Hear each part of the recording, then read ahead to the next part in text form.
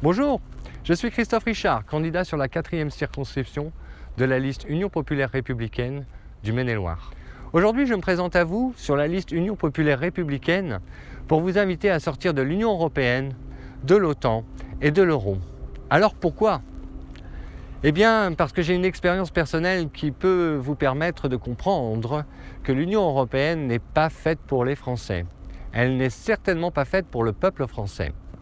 Écoutez plutôt cette histoire. En 1998, j'étais un jeune entrepreneur. J'avais décidé de bénéficier de la déréglementation européenne et de faire concurrence au taxi. Radka, bonsoir.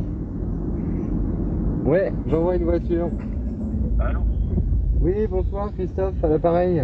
Est-ce que tu peux aller chercher une nana au Wilton ? Elle s'appelle... j'ai bouffé le nom. Ça va? Ça va aller? Je me ramène chez moi chercher Ça mon va aller? véhicule. Oui, oui, sans problème. Non, non. C'est où ? Va tout te dire. Comment vous avez connu en fait ? Bah, j'ai appelé Nasser. J'ai dit appelle-moi un taxi. Voilà. Mais là vous n'êtes pas dans un taxi là. Je sais pas, je peux pas vous dire, j'en sais rien. Je vous fais confiance.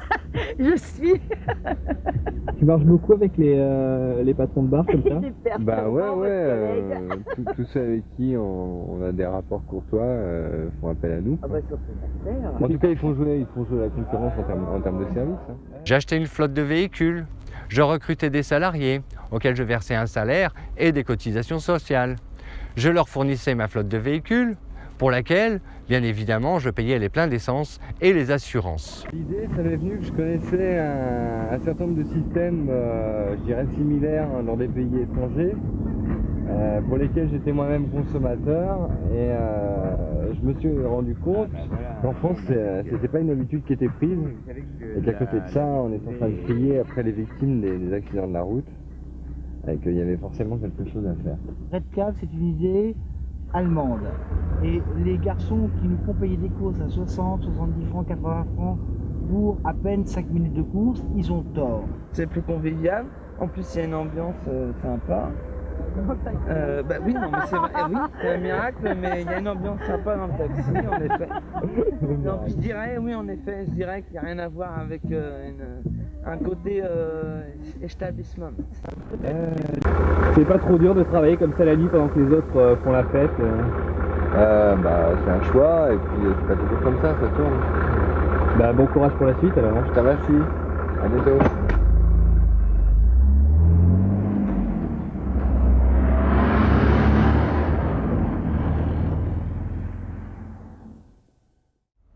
Mais voilà, l'État me dit, vous ne pouvez pas faire concurrence au taxi. Alors j'ai dû fermer cette entreprise, licencier mes salariés, revendre ma flotte de véhicules et choisir une autre activité. 15 ans plus tard, ces mêmes hommes politiques qui m'avaient empêché d'exercer cette activité faisaient entrer en France un milliardaire américain pour faire concurrence au taxi. Mais voilà, les gens qui faisaient cette concurrence au taxi n'étaient pas salariés.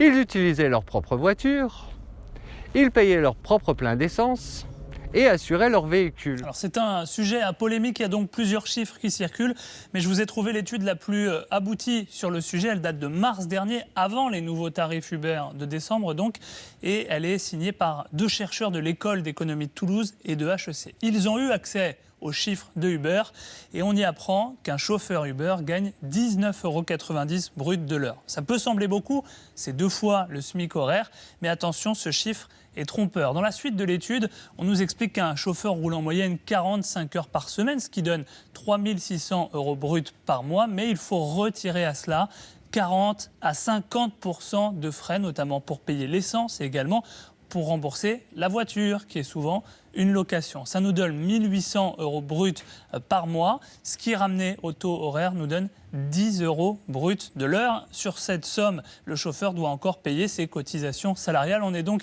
quasiment au niveau juste un peu au-dessus du SMIC horaire qui est aujourd'hui à 9,67 € brut. Mais au-delà de cette question du salaire, ce que demandent les chauffeurs de VTC et de Uber en particulier, c'est d'un statut de salarié, alors qu'aujourd'hui ils sont employés comme indépendants, comme auto-entrepreneurs en France.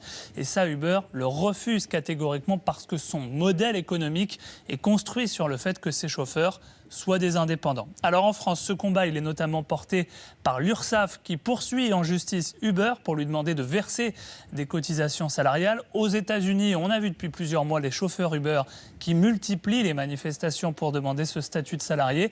Et le coup de tonnerre, il est arrivé au mois d'octobre dernier en Grande-Bretagne.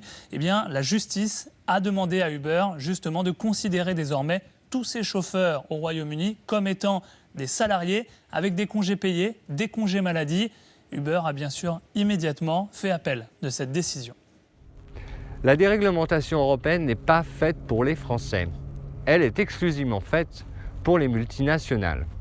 Alors si vous êtes docteur, médecin, avocat, dentiste, notaire, pompe funèbre, taxi, ambulancier, demain, l'ubérisation de la société vous concernera.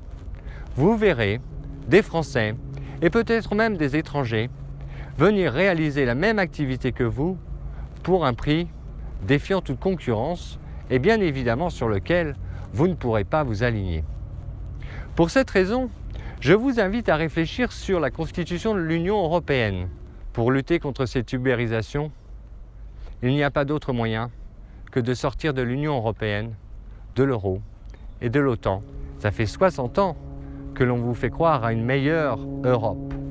Aujourd'hui, comprenez-le bien, il n'y aura pas de meilleure Europe, mais simplement une Europe qui détruira nos emplois, nos industries, nos artisans, nos commerçants, notre économie, notre façon de vivre, notre société.